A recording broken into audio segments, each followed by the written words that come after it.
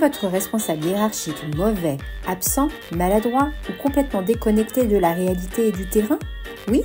Eh bien, vous faites partie des 30% des salariés français qui ont une perception négative de leur manager.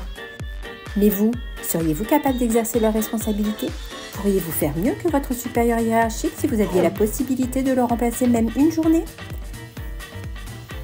Si les articles dénonçant les insuffisances de certains managers foisonnent, plus rares sont ceux qui mettent en lumière les difficultés rencontrées par votre équipe encadrante et les syndromes contre lesquels elles doivent lutter au quotidien. Ça tombe bien, je vous explique tout. Coincés entre une gouvernance qui exige des résultats immédiats et des collaborateurs qui priorisent leur bien-être personnel, les managers doivent combattre les effets pervers du syndrome du club sandwich.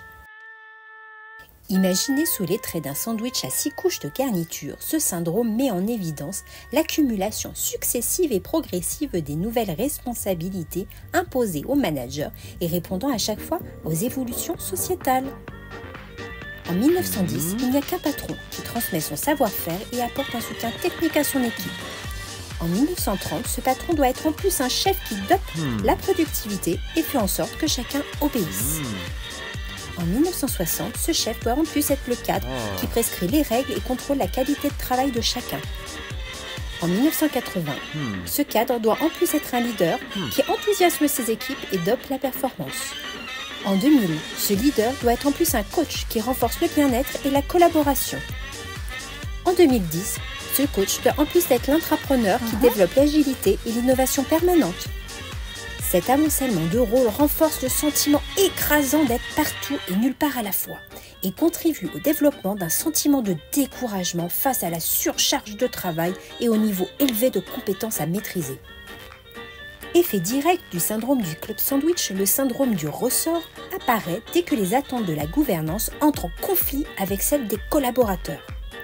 Le manager doit alors tenter de concilier plusieurs responsabilités et se retrouve parfois à devoir prendre des positions entre, par exemple, renforcer l'autonomie et contrôler les résultats, doper les performances et veiller au bien-être des collaborateurs, récompenser la performance individuelle et préserver l'esprit d'équipe, développer l'innovation et garantir les respects des règles, promouvoir les collaborations transversales et respecter son périmètre d'action.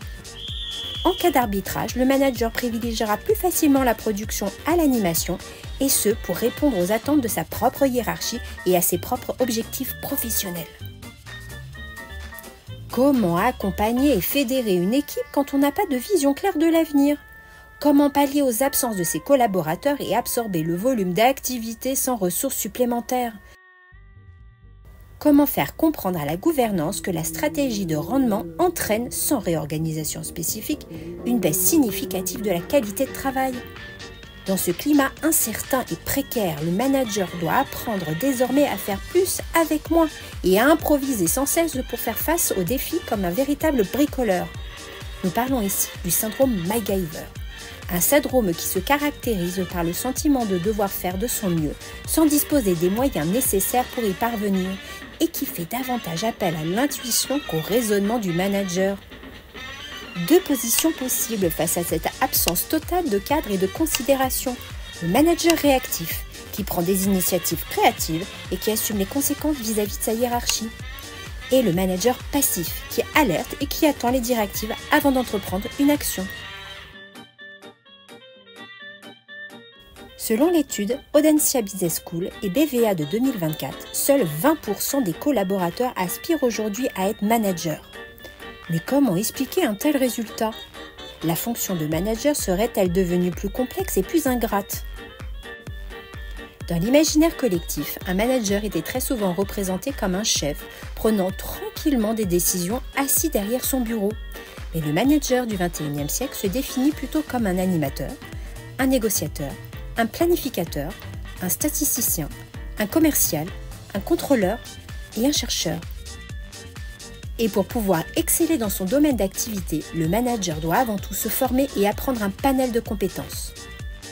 Le syndrome du saut en parachute survient systématiquement lorsqu'un manager fraîchement promu se voit assumer des responsabilités bien trop importantes sans accompagnement ni formation adéquate.